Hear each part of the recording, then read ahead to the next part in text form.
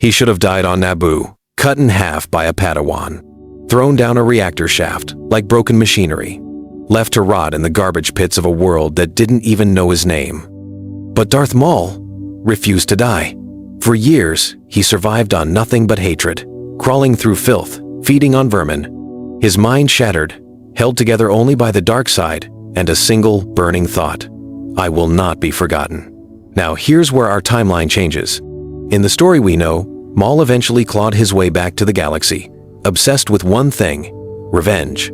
Against Obi-Wan Kenobi, against Sidious, against everyone who left him behind. But in this timeline, pause, Maul wakes up different. The madness fades, and what replaces it isn't rage, it's clarity. He remembers everything Sidious taught him: the manipulation, the patience, the way you control people not with a lightsaber, but with fear, with leverage, with credits. And Maul realizes something dangerous. The Sith don't need thrones. They don't need senates. The real power in this galaxy? It flows through the shadows, through the spice lanes, the smuggling routes, the bounty networks. Through every backroom deal on every outer rim world the Republic pretends doesn't exist. So Maul doesn't go looking for Kenobi. He doesn't call out to Sidious. Instead, he disappears. Completely. He sheds his Sith identity like dead skin and walks straight into the criminal underworld of the galaxy. Not as a servant, not as a weapon, as a conqueror. And nobody, not the Jedi, not the Sith, not even Palpatine himself, sees him coming. Maul started with the Pykes, not because they were the weakest, because they were the richest. The Pyke Syndicate controlled the spice trade across the Outer Rim, and spice meant credits. Credits meant soldiers. Soldiers meant territory. Maul walked into their stronghold on Obadiah alone. No army, no fleet. Just a double-bladed lightsaber and a reputation the galaxy had already tried to bury. He killed their leadership in under 4 minutes. And then he did something no Sith had ever done before. He offered the survivors a deal. Serve me, and you'll be richer than the Hutts. Refuse, and there won't be enough of you left to bury. They knelt. Black Sun came next. Zitten Moj thought he could negotiate. Thought the Faline Syndicate was too large, too connected, too powerful to be threatened by one Zabrak with a grudge. He was wrong. Maul didn't negotiate. He dismantled Black Sun's top lieutenants world by world, station by station, not with brute force, with precision, with intelligence. He turned their own enforcers against them, leaked their operations to Republic authorities, starved them out. When Moj finally surrendered, he had nothing left to bargain with. Then came the Hutts. Now the Hutts don't scare easy. They've ruled the Underworld for centuries. Jabba himself laughed when he heard about Maul's little crusade. That laugh didn't last long. Maul sent a message to every Hutt clan leader. Not words. Heads. In boxes. Delivered to their palace doors. Within 3 standard months, Maul controlled more territory than most star systems. The Shadow Collective wasn't just an alliance anymore. It was a government. A hidden empire with one emperor. And he was just getting started. Every empire needs a capital. Maul knew that. The Shadow Collective was growing fast, too fast. Crime lords don't stay loyal without something to fear. Smugglers don't stay organized without structure. He needed more than back-alley deals and hidden bases. He needed a world. And not just any world. He needed Mandalore. Think about it. A planet full of the greatest warriors the galaxy has ever produced. A culture built on combat, honor, and independence. A world that had resisted the Republic and the Jedi for thousands of years. If Maul could take Mandalore, nobody would question his power again. But first, he needed his brother. Savage Oprys had been searching for him, following whispers through the Outer Rim. When they finally reunited, something shifted in Maul. Not softness, never that. Purpose. Savage was raw power. Brutal. Unpolished. But loyal in a way no bounty hunter or crime boss would ever be. He was blood. Together, they turned toward Mandalore. Now Maul didn't attack the planet head-on. That would be foolish. Mandalore had a pacifist government under Duchess Satine, sure. But beneath that, Death Watch was waiting. Warriors who hated peace. Soldiers desperate for a leader who matched their fire. Maul gave them exactly what they wanted. He allied with Pre Vizsla, used Death Watch to overthrow Satine's government from the inside. The people of Mandalore watched their own warriors reclaim the streets, never knowing a Sith Lord was pulling every string. Then, Maul killed Vizsla, single combat, in front of everyone, the darksaber in his hand, the throne beneath him. Mandalore belonged to Maul now, not as a politician, not as a figurehead, as its conqueror. And from this warrior world, his criminal empire finally had teeth. Real teeth. Mandalorian steel. Mandalorian soldiers. Mandalorian ships. The Jedi Council sensed the disturbance immediately. But someone else sensed it too. Someone far more dangerous. On Coruscant, Darth Sidious smiled and began making plans of his own. Sidious felt it through the Force like a crack in glass. Something was growing. Something dark, something organized. And it wasn't part of his plan. That alone was unacceptable. See, Palpatine had spent decades building the perfect web, the Clone Wars, the Separatists, the Jedi's slow, careful destruction. Every piece on the board was his, every move calculated years in advance. And now, his former apprentice, the one he'd replaced without a second thought, was building a kingdom. Sidious didn't send assassins, didn't send droids, didn't send Dooku. He went himself. That should tell you everything about how seriously he took this threat. He arrived on Mandalore cloaked in shadow, 2 crimson lightsabers humming at his sides, ready to do what he always did, crush what he no longer controlled. In the timeline we know, this is where Maul loses. Sidious kills Savage, tortures Maul, breaks him all over again. But not this time. Because this Maul had been preparing, not just with the Force, not just with rage, with something Sidious had never expected from a former apprentice: strategy. The moment Sidious entered the throne room, the doors sealed behind him. Mandalorian supercommandos flooded every corridor. Shadow Collective operatives locked down the entire city. Jamming signals cut communication to Coruscant. Sidious wasn't walking into a fight. He was walking into a trap. Maul stood from his throne, Savage at his right, the darksaber ignited, and behind them, hundreds, warriors, criminals, killers, every one of them ready to die for the man who gave them purpose. Maul stared at his old master. No fear, no hatred, just cold, patient certainty. You taught me everything, Master. Except how to kneel. Wars aren't won with lightsabers, they're won with fuel, with food, with ammunition shipments arriving on time to the right planet. Take that away, and even the mightiest army in the galaxy starts to starve. Maul understood this better than any Jedi ever could. While Sidious regrouped on Coruscant, furious, humiliated, already planning his next move, Maul launched the most devastating offensive the Clone Wars had ever seen, and he never fired a single shot. In one night, the Shadow Collective hit every major hyperspace trade route simultaneously. The Corellian Run, the Hydian Way, the Prelemian trade route. Pyke operatives sabotaged fuel depots.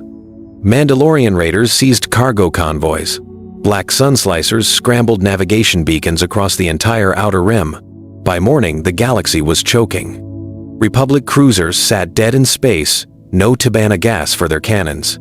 Clone trooper battalions on the front lines went without rations. Medical frigates couldn't reach wounded soldiers. And it wasn't just the Republic. The Separatists were bleeding too. Droid factories on Geonosis ground to a halt.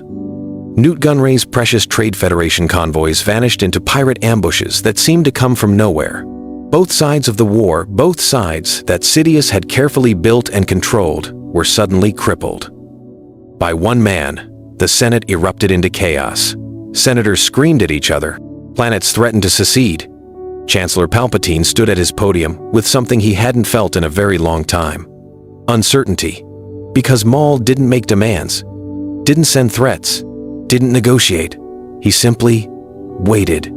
And that silence was more terrifying than any weapon. Every day the supply line stayed closed, the galaxy slipped further into panic. Worlds that had never heard of Darth Maul were now whispering his name. The Jedi Council held an emergency session. Master Yoda spoke only 4 words. "Address this. We must." The Republic had reached the edge of ruin. Supply routes burned, clone armies broke, and every Jedi strike team sent into the Outer Rim vanished. The Council finally faced the truth. The only mind that understood the enemy war machine was the monster they once buried beneath fire and sand. That monster was Maul. Years ago, they had left him for dead after a savage defeat. Now his shadow network ruled smugglers, spies, and hidden ports across half the galaxy. Worse, Maul alone knew how General Grievous moved droid fleets through dead hyperspace lanes no Republic map could trace. Without that knowledge, Coruscant itself might starve. Obi-Wan argued against it. Mace called it madness. Order 66 fell like a thunderclap. Across burning worlds, clone troopers turned in a single heartbeat, and Jedi Knights died beside the soldiers they had led for years. In the Senate, Palpatine cast off the last mask of democracy and crowned a new age with one cold promise. The Republic was dead, and the Empire had come. But below the triumph of Coruscant, another power moved unseen. Maul had not vanished in panic when Sidious made his play. He had prepared for it. For months, while the Jedi still believed they could control him, he had buried weapons, credits, and loyal killers inside trade guilds, pirate fleets, and black market ports. When the clones opened fire, Maul's hidden network simply sealed its doors and went dark. The Jedi survivors expected extinction. Instead, whispers led them downward, into old tunnels, ruined vaults, and forgotten stations beyond Imperial sight. There, Maul's agents offered ships, medicine, and safe passage, never for free. Always for a future debt. A few Jedi accepted. A few refused. All understood the same brutal truth. Without Maul's shadow roads, they would not live long enough to fight again. Sidious sensed it almost at once. His empire ruled the stars, but supplies vanished. Governors were bribed, and prisoner convoys disappeared into the void. Somewhere beneath Imperial order, a second empire was growing, one built on fear, favor, and revenge. And at its center stood Maul, no longer a hunted beast, but a king beneath the galaxy. He did not challenge Sidious in the open, not yet. He wanted the empire to rise tall and proud, so he could cut its legs out from under it. Then came the message sent to every hidden cell in his web. Let the Emperor have the throne above. The darkness below belongs to me. On Coruscant, Vader heard those words. And for the first time since the Jedi fell, he realized the war was not over. Maul no longer hunted power like a rabid beast. He sat at the center of it. While the Empire ruled from towers and star destroyers, Maul ruled from tunnels, vaults, and hidden ports. His reach touched smugglers, pirates, assassins, bankers, and frightened officials on many worlds. Sidious had taken the throne above the galaxy. Maul had taken the floor beneath it. He built no noble court. He kept no senators or banners. Around his dark throne stood only survivors and predators. Crimson Dawn captains waited beside Hutt envoys. Black Sun killers stood near rogue clone officers. Merchants from the core bowed next to bounty hunters from the Rim. They did not serve Maul because they loved him. They served because they were afraid to do anything else. That was his lesson from Sidious. Loyalty can break. Faith can die. Fear stays alive. So Maul turned fear into money, weapons, and silence. If a governor resisted him, Maul took a child or a secret. If rebels needed guns, Maul sold them guns, then sold their route to a rival cell. If Jedi survivors begged for shelter, Maul opened a door, then made sure they never forgot who held the key. Soon the Underworld stopped feeling like the Underworld. It became a second state. Imperial taxes vanished into shadow accounts. Prison transports arrived empty. Officers disappeared from locked rooms. Blockades failed after sudden sabotage. On Coruscant, families whispered Maul's name before deals. Above, the Empire promised order. Below, Maul sold survival. And in hard times, survival always won. Vader saw the threat clearly. The Emperor had forged him into a symbol of terror, but Maul used terror with more patience. Sidious sent inquisitors into the shadows. Few returned. He sent fleets to choke secret trade lanes. The lanes changed overnight. He spread false reports of Vader's movements, hoping Maul would attack. Maul never took the bait.